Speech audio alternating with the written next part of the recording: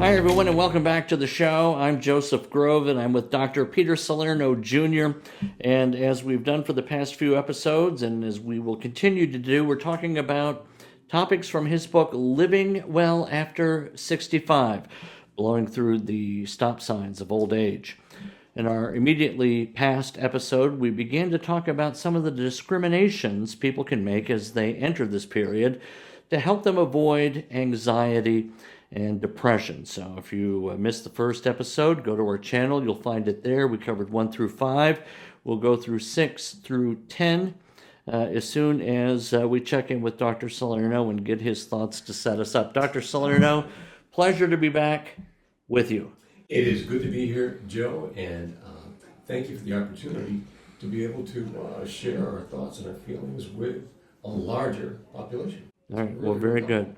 Before we rolled, we said you had a few things you wanted to use to introduce this episode, and let's go ahead and do that. Okay, so one of the helpful things about being who I am and the age at which I am is the fact that I've been around for a long, long time, and there are times in the past when our country went through some horrific moments, and the truth of the matter is that's happening to some extent today. And I thought maybe I would just take a moment or two to remind our viewers that in World War II, I can bear witness to the fact that the country was terrified. I mean, we were scared to death because we heard that there were German submarines off of the Jersey coast. And I remember as a kid walking down the street, and in the windows you would see these little flags, okay? And it indicated that there was a young man in the Army or the service fighting in this war, in World War II. And then every once in a while you'd see, I think, a gold one, which meant that they lost a kid. Right? So we went through a lot with World War II, came out of it stronger, came out of it more cohesive. It was very democratizing in a way because we had black, white kids, rich kids, poor kids, under a draft, all fighting together for a good common cause.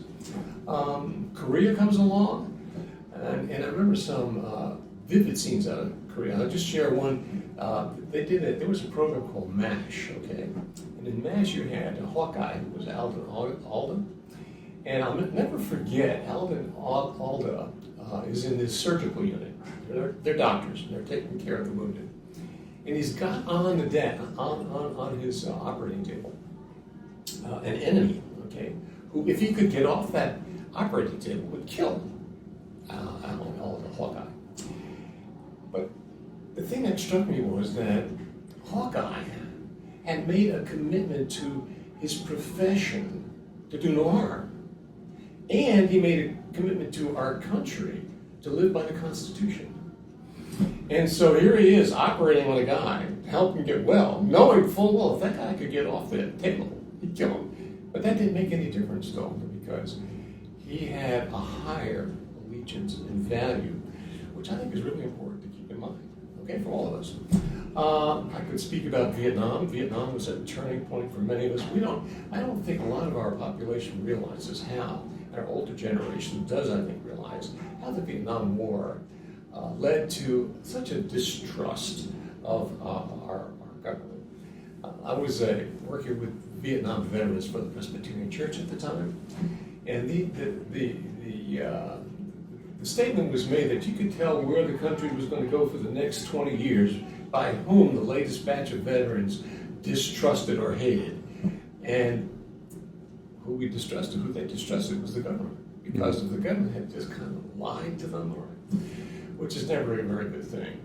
And we learned from that, okay, some very important lessons about how we take care of each other, how we support each other, because of all these small groups throughout the country, and we really were able to relate to that and be of benefit. So I think the older generation, such as persons like myself, need to assure the younger generation that, number one, not only are we here for you, but we are needing to get out of the way so that you guys can step into these new positions of responsibility.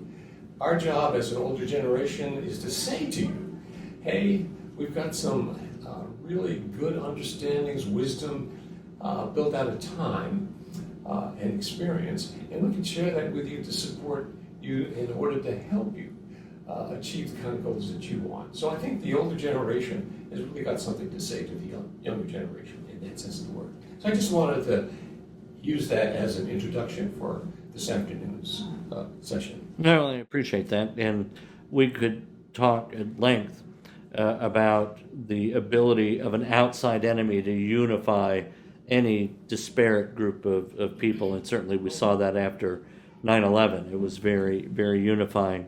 But let me ask you this before we move into the meat of the conversation, and that is I perceive some incongruency between the notion of living well after 65 and maximizing that time while moving out so that younger people can fill the void, right? What in your message harmonizes those two principles, right? Making room so that the younger generation can ascend while still remaining vital. I think that what's so important there, experience is the best teacher, okay, but it's also the most expensive. If you have to go through every single thing before you learn something, it's going to cost you a lot. And so from my perspective, the connector there is the fact that we have so many experiences, and we've gone through so many different kinds of situations in life. A lot of them painful, Joe. And therefore, we can share that and in a way that alleviates people from having to go through the same kind of stuff, all right?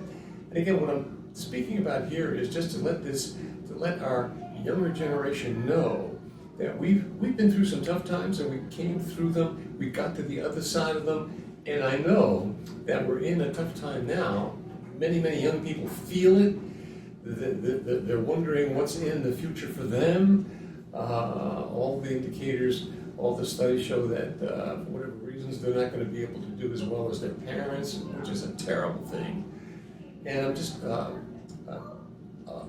making a point that we as an older generation have something that we can give them, which I think would be very, very helpful.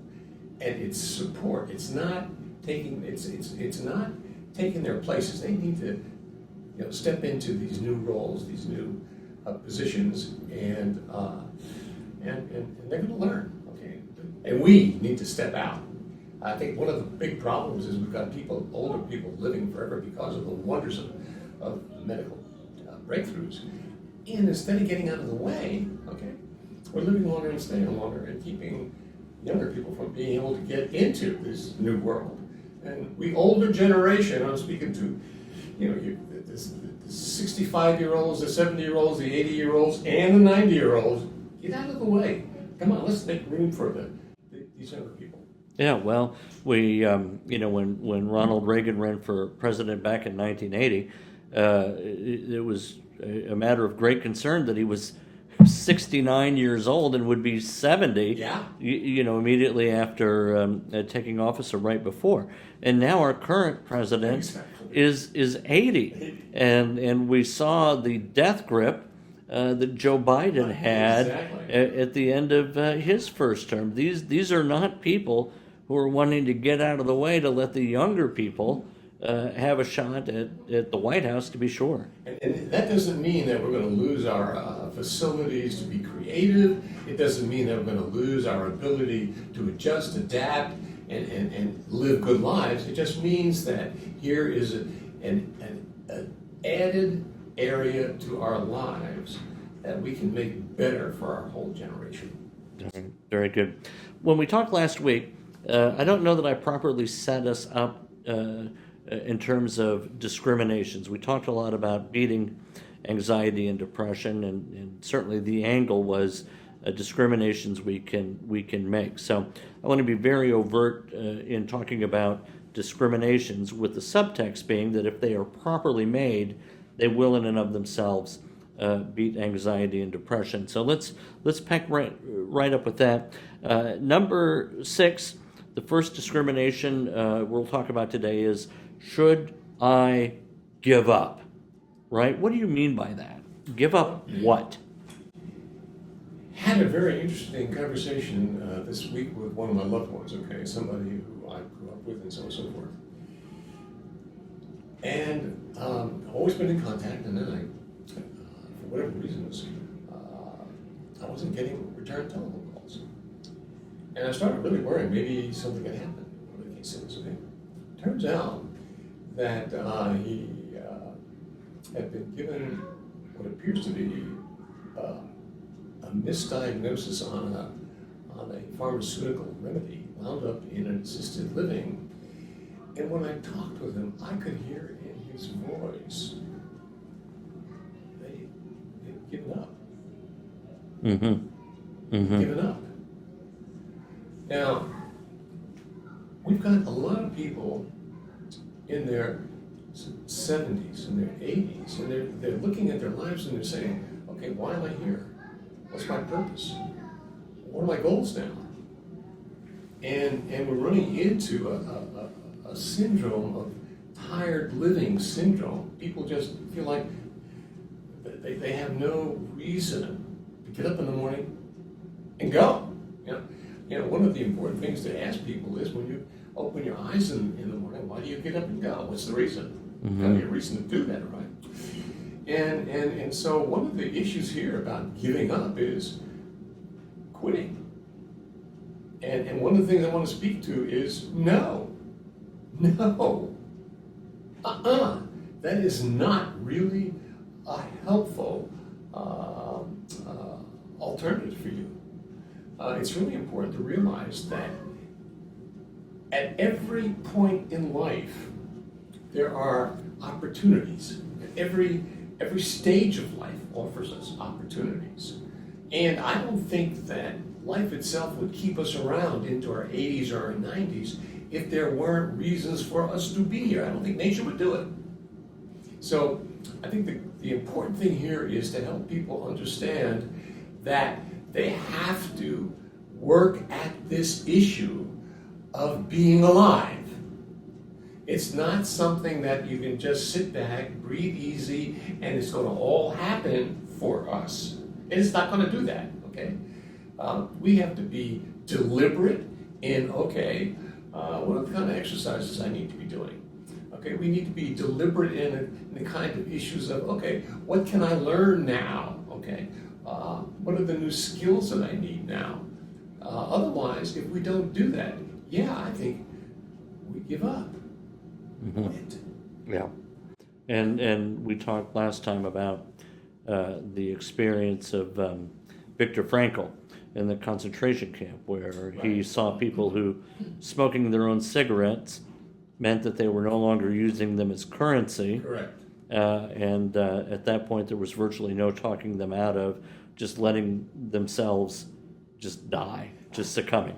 And that's the okay. So that's a really truly subtle issue.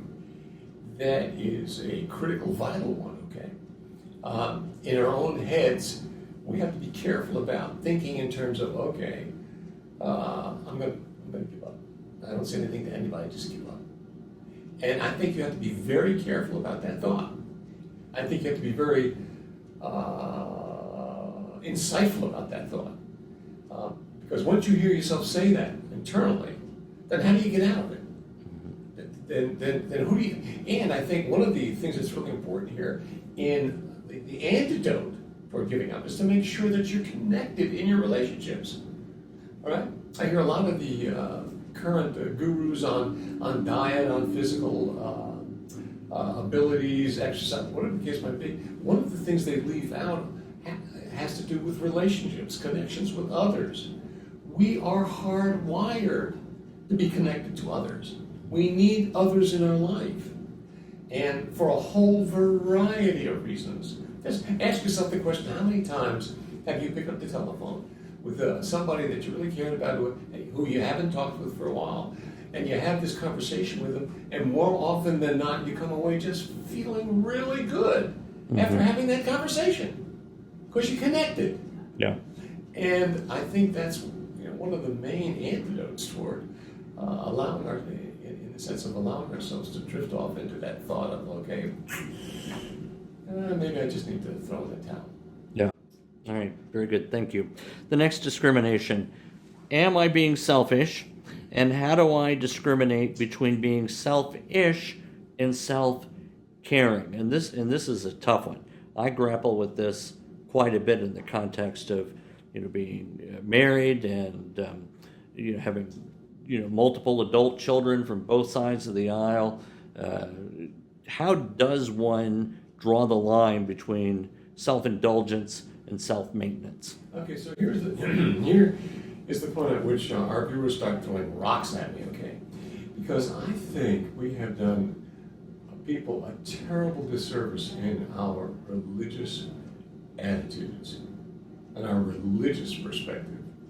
Okay, we have taught people, we have taught our congregations, Christians, that you always have to be thinking in terms of other people.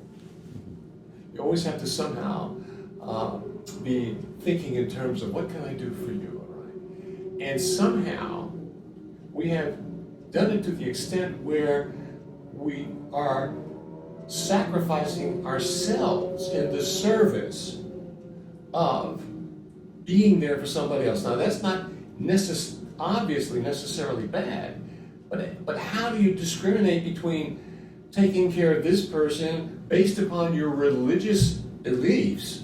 And we've taught that, okay? That's been part and parcel of our Christian upbringing, from realizing I also got to take care of me. And if I don't take care of myself, how am I going to be worth a plug nickel to anybody else? Mm-hmm. Okay, so you're on this airplane, and the airplane stewardess will say to you before the airplane takes off, in the event of an emergency, and you're sitting there with your child, and the oxygen masks come down, put it on your face first, then your child, because the temptation is, let me take care of them, and what happens is, then I pass out and can't take care of anybody. Right. So I think one of the things we've got to do is understand there is nothing wrong with self-care. All right. Now, if we get into narcissism, if we get into only solipsistic thinking, only thinking about ourselves, nobody else, not caring about anybody else, then I think that's a problem. But mainly in our culture, we've been trained and taught, always look out for the other person, and we need to learn how to balance those two worlds, okay? And there is nothing wrong with self-care. There's no reason why we should feel guilty, no reason why we should feel bad. We need to do that. Our bodies deserve that. Our bodies, from a Christian point of view, are holy temples. Well, let's keep them in that kind of sacred space. Right. And that's, I think, a relatively easily grasped concept. And certainly the analogy about the oxygen mask is appropriate. We have to put on our own first before we can do that. And we have to take care of ourselves so that we can take care of others. And maybe there's no easy answer for this, and it's just an individual determination as we go. We have to understand what it is that if I don't address it will result in my depletion and the diminishment of my utility, and that which is merely gratuitous. And that's a tough one. That's a tough one. I've been a little bit more, I would say emphatic, but that implies that I've been met with resistance. But let's just say I've been more intentional about taking a half hour after dinner to go for a walk. Now that's key time, right? Because we have a 9-year-old at home, and he's very busy, and that's a few hours during the workday, or weekdays rather, when I get to spend with him and my wife simultaneously. But if I don't do that, my rationalization is, well, I will not have as much energy the rest of the time. I won't live as long. I won't be as viable as a parental entity. So that is kind of the way I've negotiated that. And I like to build Legos and every now and then play a little video game. And in the instance, it might seem somewhat selfish to take that time, but I know that if I can clear my mind in those ways, I'll be able to be more present and less potentially irritable otherwise than I would be otherwise. So it's tough for sure. All right. Should I let go, number 8, or should I hold on? When to do one and when to do the other. Talk about that, Dr. Salerno. Context, okay. When is it appropriate, okay, to hold on to an idea, to hold on to a belief, to hold on to a pattern of action, to hold on to a relationship, versus when is it appropriate to let those go? Now, in a sense, I'm the same person I was when I was 20 years of age, and in a sense, I'm entirely different. I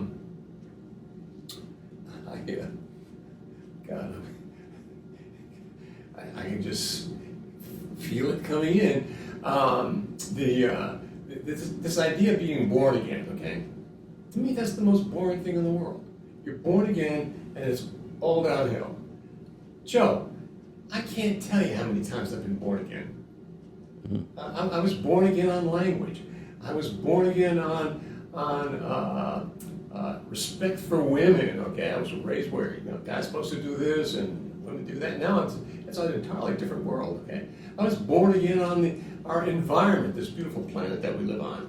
I was born again on the nuclear issue. You name it. I don't know how many times I've been born again. Okay, but to be born one time and all you do is go downhill.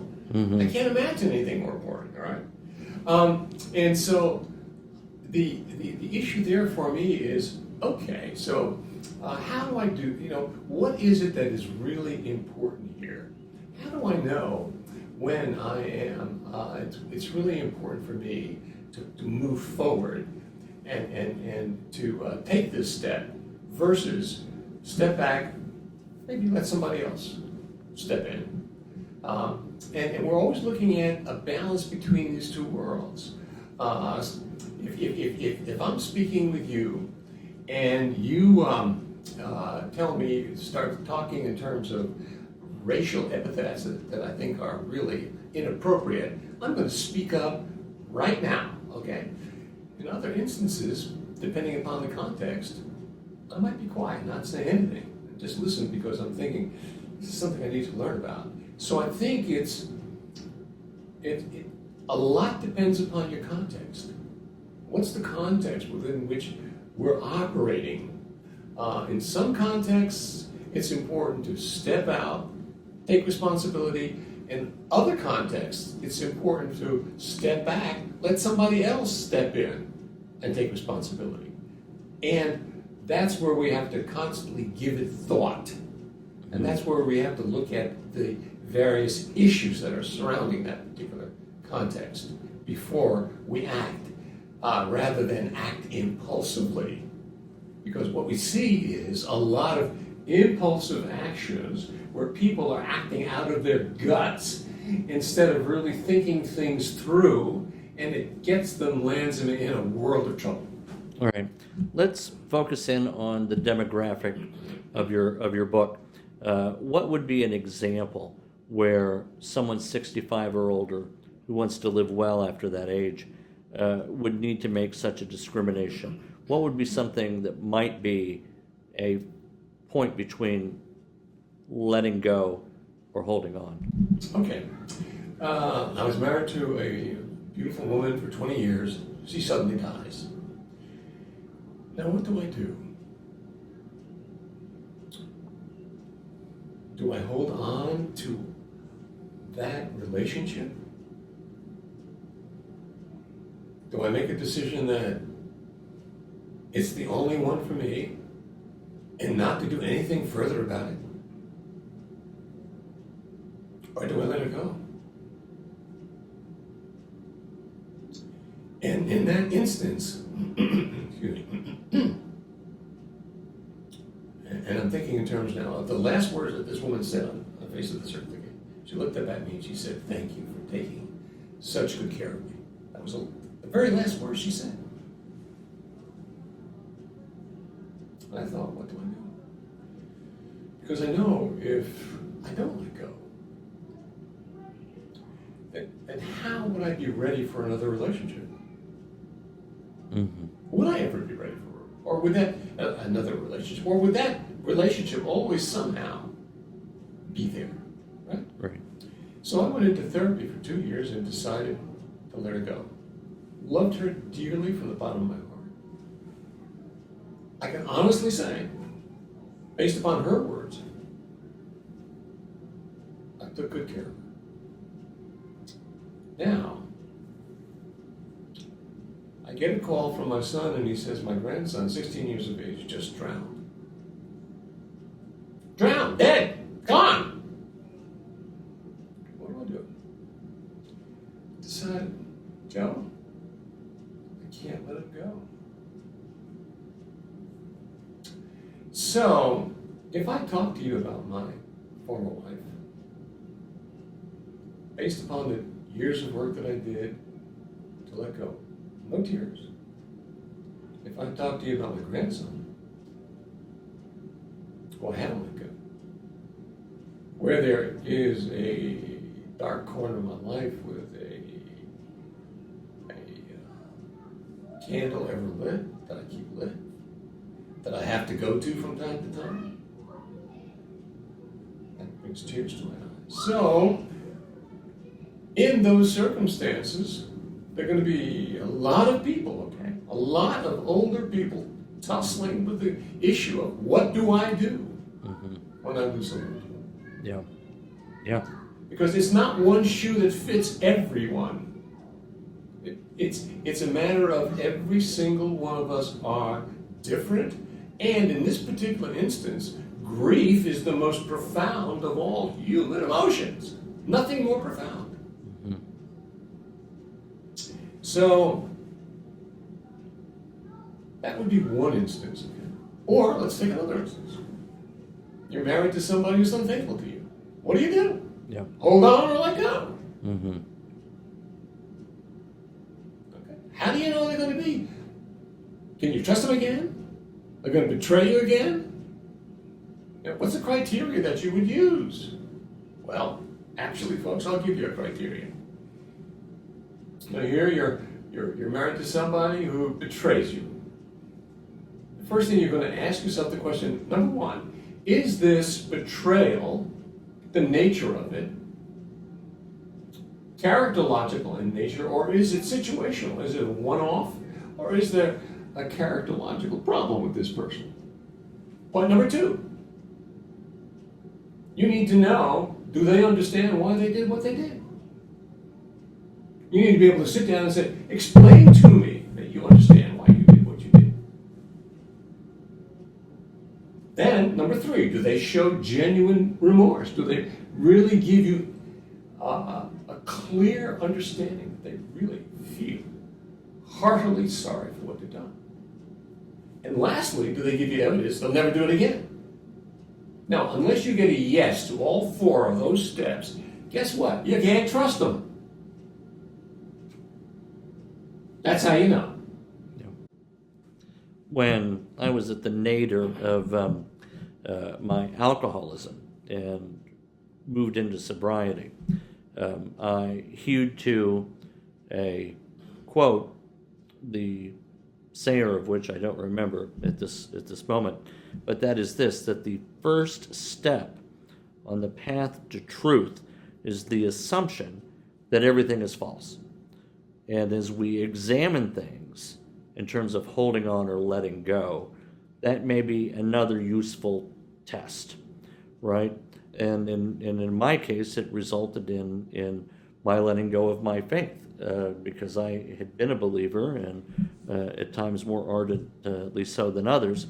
But I found that once I went into it, trying to rebuild it, starting from the assumption that it was false, what would reconstitute it, I had to let it go. But we can look at other things. I am valuable at my job, therefore I cannot leave it. Well, let's assume that's false. Can I rebuild it with enough evidence that the statement again becomes true? Just another way, if I can submit for your yay or nay on that, to examine whether something is to be retained in our grasp. Yeah. And now notice in all of these matters, it takes thought, right? And a lot of these issues are not simple, they're complex. And the number of people who operate, quote, on their gut and just impulsively respond, more often than not, they really get into trouble. Yeah. And so what we're really about here is saying to an older generation, hey, think carefully about how you respond. Think carefully about the words you use. Because once you use those words and they're out there, you can't take them back. You can't take them back. No. And this is what we need to model for our younger generation. This kind of thoughtfulness, this kind of behavior.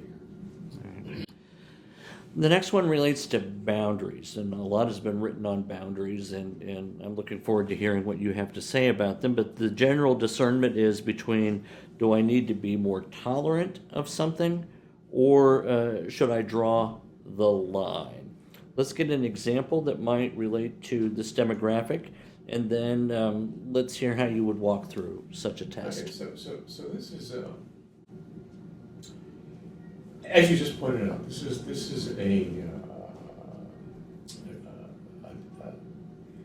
area that presents a number of difficulties. Okay.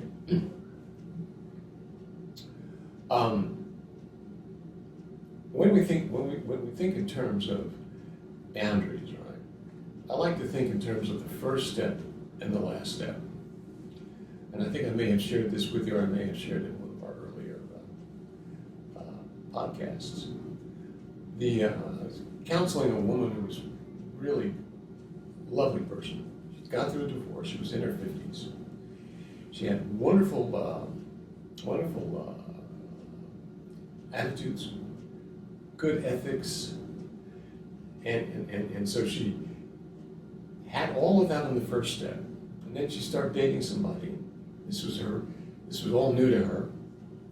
She'd get to the last step, and when she got to the last step, she would get frightened because she was thinking, at some level, if I don't respond to him the way he wants me to respond to him, I'll wind up alone again. And so she would drop her boundaries on that first step, and that would drive the transaction all over again. And then when she finally got to the place where she was able to hold that first step and the last step, she really did well. She really was able to move forward and eventually was able to establish a relationship that was meaningful to her. Okay? So a lot of times what we have to look at when we're looking at boundaries is that, what's the first step? What's that last step? And can we hold that last step? Because a lot of times we can start off with the right idea, the right feeling, the right thoughts. We get to that last step, we get frightened, or we allow ourselves to be manipulated, and then that drives the transaction all over, and you get this pattern again and again and again. Pardon me if I'm being a little dense.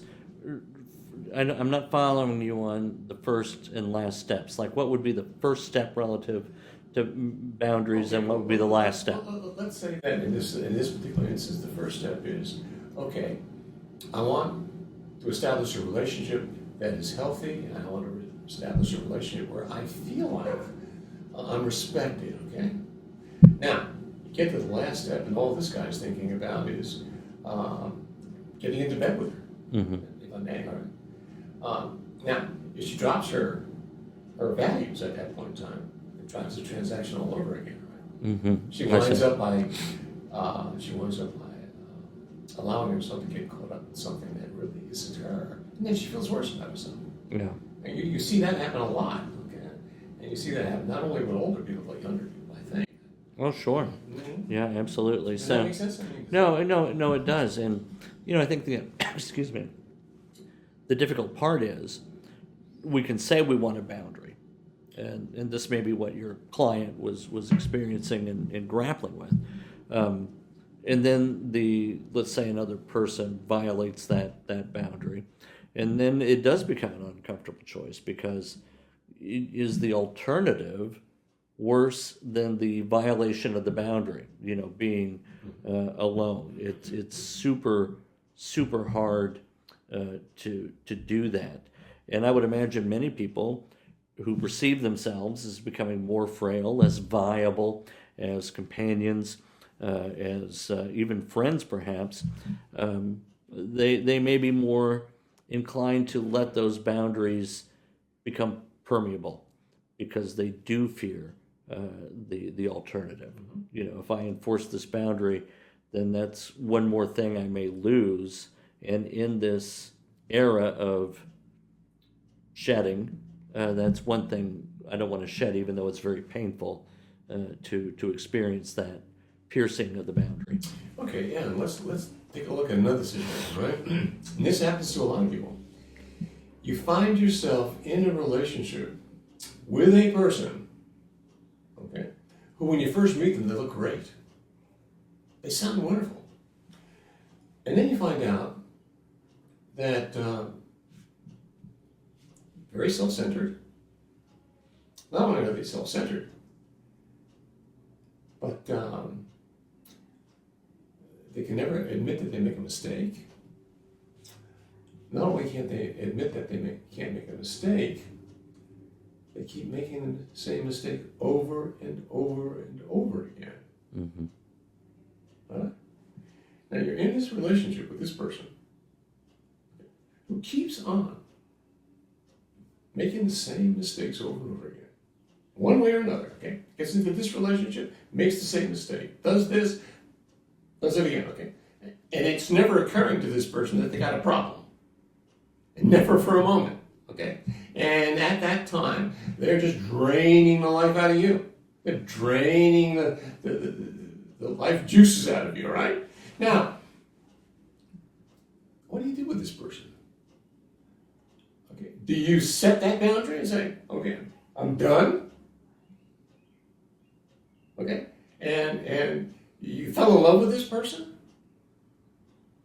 You gave a great deal to this person, and they take and they take and they take and they take and they take and they never look back one time.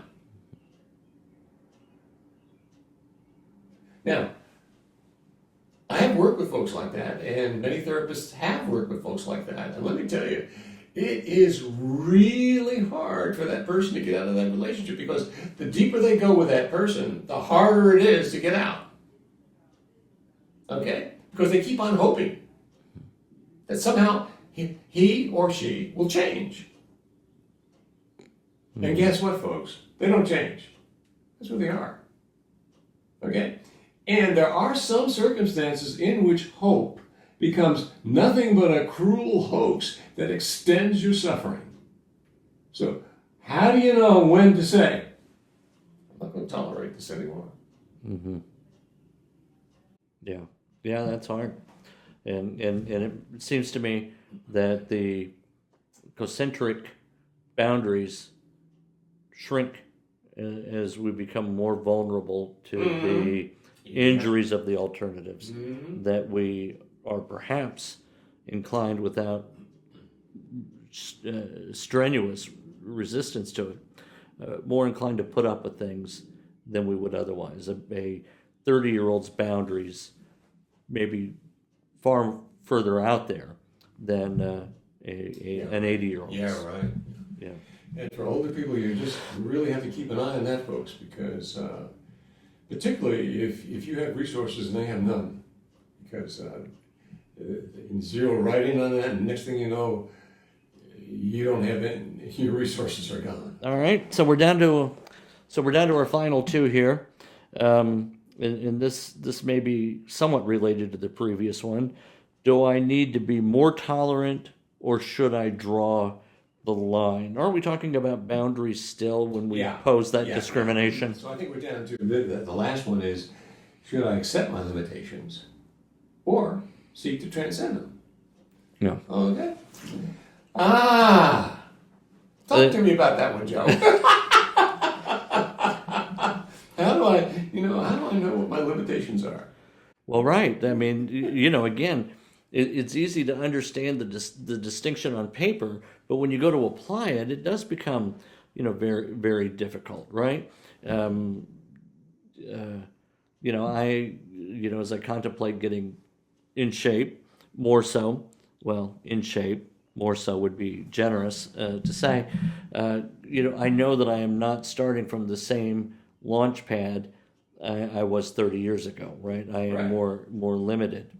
And of course, the famous line from the movie, I think it's Easy Riders or Easy Rider. It's a man's got to know his limitations, right? Mm-hmm. So maybe before we begin to contemplate exceeding our limitations, we do have to understand what they are. I'm never going to be president of the United States. You're right. I'm probably never going to be the CEO of a major Fortune 500 company at this age. So those are some limitations, let's say. Mm-hmm. I'm never going to have, the body of Hugh Jackman in the last Deadpool movie, as much as my wife, might enjoy it if I did. Yeah.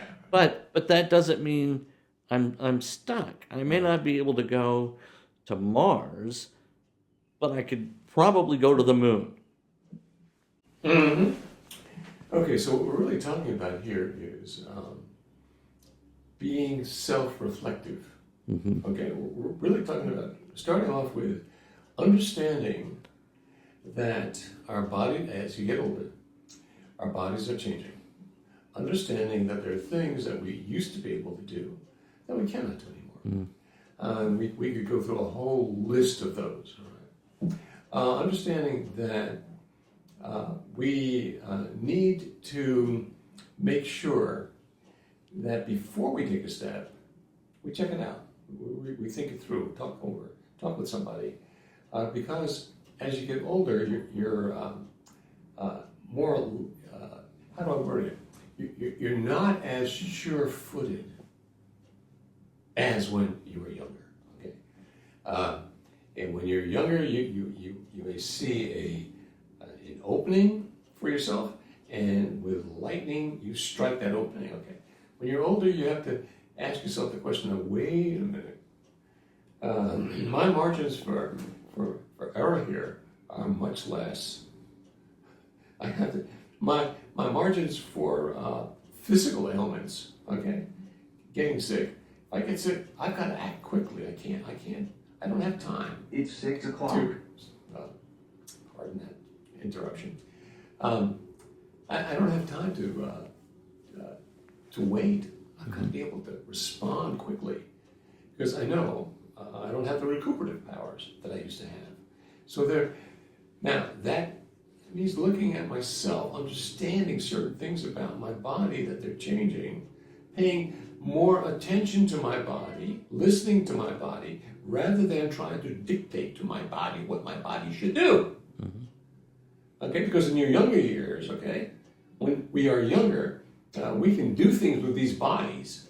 Just, we've got the thought, we do them, we can act, we can move quickly. You get older, you can't do that. It's impossible. Mm-hmm. And so as you get older, you've got to switch from thinking in those terms to, okay, let me listen to what my body is saying.